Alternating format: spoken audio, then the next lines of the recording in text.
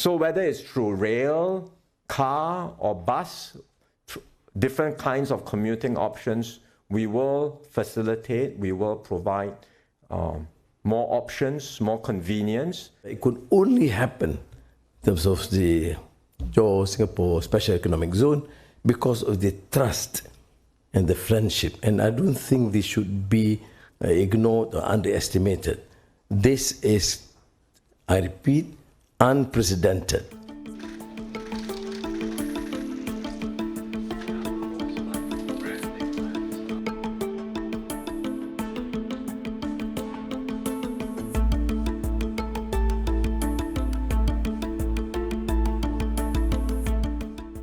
The RTS will be a tremendous asset here. So we already have signed the agreement. We are working towards completion of the RTS link. I no doubt it will be a major game changer. So we know that demand for cross-border taxis have been going up, for example. And it's been so, the increase has been so significant that the taxi companies have not been able to meet that demand, and you've ended up with illegal services coming up to meet those demands.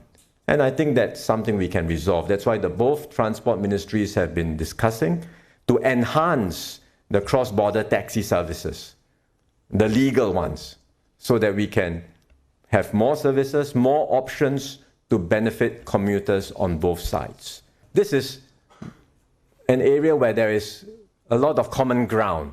This is not one of those outstanding bilateral issues that will take years and years to resolve. So whether it's through rail, car, or bus, different kinds of commuting options, we will facilitate, we will provide more options, more convenience. Okay, RTS is a major development. The flow of traffic would be horrendous, huge. So the need to, of course, to improve the infrastructure within Johor Bahru and its hinterland too, which we are now working at. And the rest, of course, we understand the requirement for woodlands and the ICQ. We're just working the last phase of the arrangements so that Singapore can proceed fast, because it would benefit Singapore and, of course, Malaysia too.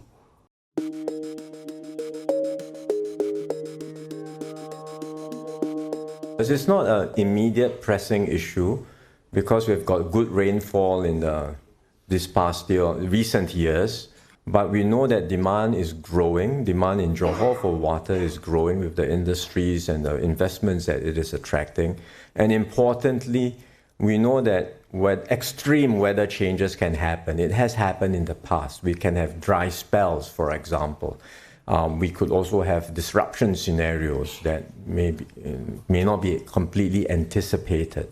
So in light of those longer-term considerations, both sides, the officials on both sides have been meeting to see if there are possibilities for collaboration, especially to do more new infrastructure that will strengthen the resilience of water supply with benefits for both Johor and also for Singapore under our 1962 water agreement. Issue on the effectiveness of our communications and that level of trust, water is no longer a contentious issue as far as Malaysia is concerned, and in Johor particularly. Yes, the treated water from Johor, from Singapore, which originates from Johor, but the requirements in Johor is also huge. So any discussion in terms of the price mechanism that we initiated in the past will be more complex, because it would also affect a negative impact upon the consumers in Johor. So that matter is not being deliberated at length. But what's important is the Singapore proposal to initiate some discussions on the possible investments into some infrastructure, either in terms of the water capacity and volume, and also in terms of those affected by the pollution to make sure the level of capacity and also the quality water.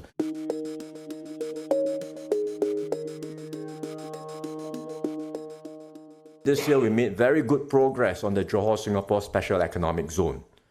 Singapore-based companies have committed over $5.5 billion in investments in the Johor-Singapore Special Economic Zone since January 2024. So we welcome the ratification of the SEZ agreement, and there is tremendous potential for this to grow further. We have only just begun.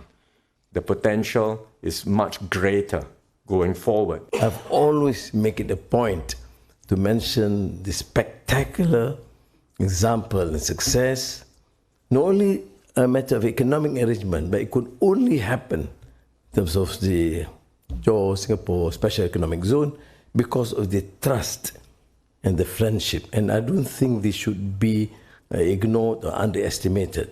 This is, I repeat, unprecedented. And we have seen the initial results, which is startling, which of course benefits Singapore, but more so in Malaysia. And I've said, due to this economic zone, for the first time in our history, Singapore has registered a phenomenal growth in terms of investments, surpassing my state, Penang. Johor. And I have no complaints about it. Johor. Johor, I'm sorry. Johor. Johor. Phenomenal increase in Johor that surpassed Penang.